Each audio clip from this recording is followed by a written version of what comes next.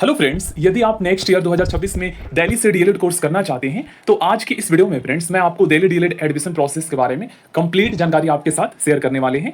दिल्ली में डीएलएड का फॉर्म कब आएगा, यहाँ पर फ्रेंड्स मिनिमम और मैक्सिमम एज लिमिट क्या है दिल्ली डीएलएड कोर्स में एडमिशन लेने के लिए, यहाँ पर कितने गवर्नमेंट डाइट कॉलेजेस है और कितने प्राइवेट कॉलेज हैं, कहाँ पर है, कौन कौन से कॉलेजेस मान्यता प्राप्त है। यहाँ पर अगर आप उर्दू से 12th पास कर रखे हो एक सब्जेक्ट के रूप में या पंजाबी से, तो आप उर्दू और पंजाबी से भी डीएलएड कर सकते हो। उसका फायदा ये होता है कि आने वाले टीचर की जो वैकेंसी है उसमें कॉम्पिटिशन कम होता है। प्राइवेट कॉलेज कुल कितने हैं, कौन कौन से मान्यता प्राप्त है, सब कुछ आज के इस वीडियो में हम आपको बताने वाले हैं। तो फ्रेंड्स सबसे पहले हम लोग जो है ना एज लिमिट देख लेते हैं, क्योंकि एज लिमिट के रिगार्डिंग बहुत सारे स्टूडेंट ने कमेंट किया था कि मिनिमम और मैक्सिमम एज लिमिट क्या है। तो देखिए, मिनिमम कोई एज लिमिट नहीं है। अगर आप 15 साल के हो या 16 साल के तो भी आप दिल्ली से डीएलएड कर सकते हो, ठीक ना। मैक्सिमम एज लिमिट जो है निर्धारित किया गया है, फिक्स किया गया है। कितना, तो ये भी समझ लेते हैं दोस्तों। देखिए, आप 2026 में एडमिशन लेने वाले हैं ना, ये प्रोस्पेक्टस जो है 2025 का है। 2025 में जो एडमिशन शुरू हुआ था आपका मई में, तब का है। अब नेक्स्ट जो फॉर्म आएगा दिल्ली डीएलएड का वो आपका अप्रैल के लास्ट वीक या मई में आएगा। मतलब 12th का रिजल्ट आता है ना, उससे 5 दिन पहले शुरू हो जाता है फॉर्म। ओके फ्रेंड्स, तो आप 2026 में एडमिशन लेने वाले हैं तो आपका 30 सितंबर 2026 तक 30 सितंबर 2026 तक किसका एज 24 साल से ज्यादा नहीं होना चाहिए। तो जनरल, ओबीसी और ईडब्ल्यूएस, इन 3 कैटेगरी के स्टूडेंट का जो एज है वो 30 सितंबर 2026 तक 24 साल से ज्यादा नहीं होना चाहिए। वहीं पर जो एससी, एसटी और पीएच कैटेगरी के जो स्टूडेंट होते हैं उनका एज लिमिट में रिलैक्सेशन दिया गया है। मतलब आप 29 साल तक फॉर्म भर सकते हो, ठीक है। Maximum age limit 29। अब टीचर बनने की एज अलग है, ये भी आपको पता होना चाहिए। जैसे देखिए, अगर आप फ्रेंड्स दिल्ली के प्राइमरी स्कूल में टीचर बनना चाहते हैं, 2 स्कूल है, एक एमसीडी होता है, एक डीओई डायरेक्टरेट ऑफ एजुकेशन होता है। ओके, ये वैकेंसी लेटेस्ट आया है 2025 में। तो मैं आपको एज लिमिट शो कर देता हूँ। डीएलएड करके आप प्राइमरी के लिए तो एलिजिबल हो जाते हैं, तो टीचर बनने की मैक्सिमम और मिनिमम एज लिमिट क्या है ये भी तो पता होना चाहिए ना। डीएलएड करने की भी तो एज है, तो टीचर बनने की मैक्सिमम एज लिमिट क्या है इसका सर्च कर देख लेते हैं यहाँ पर।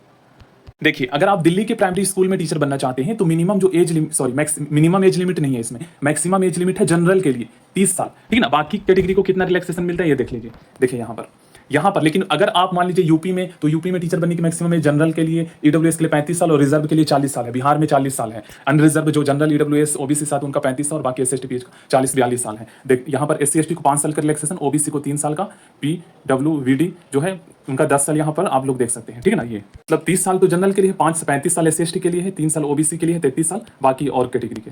चलिए, और भी इंपॉर्टेंट चीजें मैं आपको बता देता हूं एडमिशन के रिगार्डिंग। देखिए, अगर 12th में आपका जो है ना, अगर आप जनरल से हो, ओबीसी से हो और ईडब्ल्यूएस से, तो आपका 12th क्लास वेस्ट 5 सब्जेक्ट या ओवरऑल 6 सब्जेक्ट किसी में आपका जो है 50% होना चाहिए, तभी आप डीएलएड का फॉर्म भर पाओगे और आगे जो है डीएलएड कर पाओगे। बाकी तो एंट्रेंस एग्जाम होता है। बाकी एससी, एसटी और पीएच कैटेगरी का अगर वेस्ट 5 सब्जेक्ट में या वेस्ट 6 सब्जेक्ट में 12th में 45% है मिनिमम, तो भी फॉर्म भर सकते हैं। इसमें 10th का नहीं देखा जाएगा, ठीक है ना। 33% भी होगा अगर 10th में, तो भी आप एलिजिबल हो।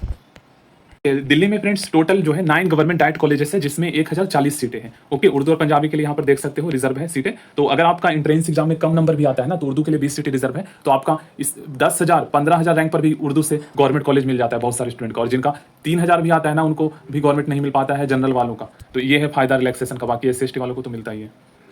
और जो मान्यता प्राप्त प्राइवेट कॉलेज है ये सारे हैं। तो ऑनलाइन फॉर्म के थ्रू आपको एडमिशन लेना है, इसका प्रोसेस बता देता हूँ। आपको आ जाना है गूगल पे और आपको एससीईआरटी, जो मेरा चैनल का नाम है एससीईआरटी दिल्ली डीएलएड लिखिए या एडमिशन, ये ऑफिशियल वेबसाइट है। इस पर आप आइएगा, इस पर आप क्लिक कीजिएगा। तो कब, पिछले साल 2025 में फॉर्म कब शुरू हुआ था ये भी मैं आपको बता देता हूँ। सॉरी, इन्फॉर्मेशन एंड बुलेटिन पर आपको क्लिक करना है, ठीक है। इन्फॉर्मेशन एंड बुलेटिन पे और सबसे लास्ट में आ जाना है। देखिए, यहाँ पर आप प्रोस्पेक्टस डाउनलोड कर सकते हो और पिछले साल 2025 में फॉर्म कब शुरू हुआ था ये यहाँ पर हम क्लिक करके डाउनलोड कर लेते हैं। यहाँ पर आपको पता चल जाएगा, देख लीजिए। 16 जनवरी, फरवरी, मार्च, अप्रैल, देख लीजिए अप्रैल में शुरू हो गया था रिजल्ट आने से पहले। मतलब जो अपेयरिंग होते हैं, जिनका रिजल्ट नहीं भी आता 12th का, वो भी फॉर्म भर सकते हैं। तो एडमिशन जब होता है ना, तो इसी वेबसाइट पर लिंक आ जाता है फॉर्म भरने का।